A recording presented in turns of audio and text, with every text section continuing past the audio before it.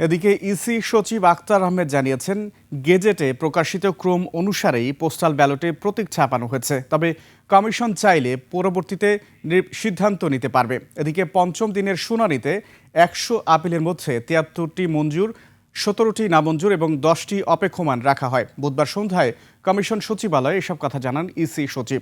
মানিক শিকদারের report.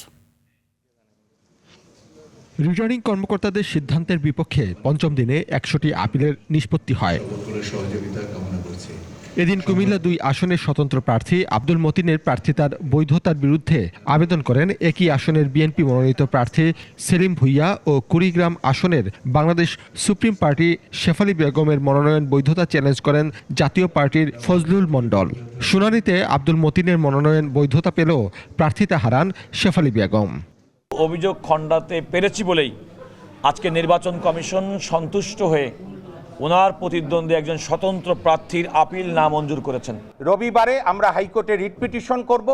ওনার পক্ষে আজকে লড়েছি, ওনার প্রার্থিতা নির্বাচন কমিশন থেকে বৈধ হয়েছে। ব্যাংক লোন নিয়েছিল, উনি সময় মতো তার লভ্যাংশ পরিশোধ করেছে এবং উনি জানতেন না যে ওনার এটা ঋণ খেলাপির পর্যায়ে পড়ছে।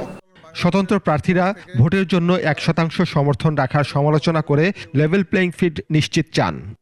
আমরা চাই প্রশাসন এবং রাষ্ট্র যাতে কোনো একটি বা দুটি দলের দিকে ঝুঁকে না যায়। আগামী দিনগুলোতে আমরা কমিশনের উপর সতর্ক দৃষ্টি রাখব। বুধবার সন্ধ্যায় শুনানি কার্যক্রমের অগ্রগতি তুলে ধরেন ইসি সচিব আখতার আহমেদ।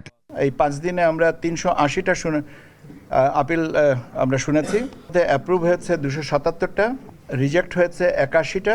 এ সময় পোস্টাল ব্যালটে বিএনপির প্রতীক ধানের শীষের অবস্থান দিয়ে জানতে চাইলে সচিব বলেন, গেজেটের প্রকাশিত তালিকা অনুসারে ব্যালট পেপারে ছাপানো হয়েছে। আমাদের যে গেজেটটা পাবলিশ করা হয়েছে সেই গেজেটের ধারাবাহিকতা যেভাবে আছে সেই অর্ডারেই করা হয়েছে। এখন এটা কমিশন যেভাবে সিদ্ধান্ত নেবেন সেইটাই। এখন এটা তো কমিশনের ব্যাপার, এটা আমি বলবো কি করে।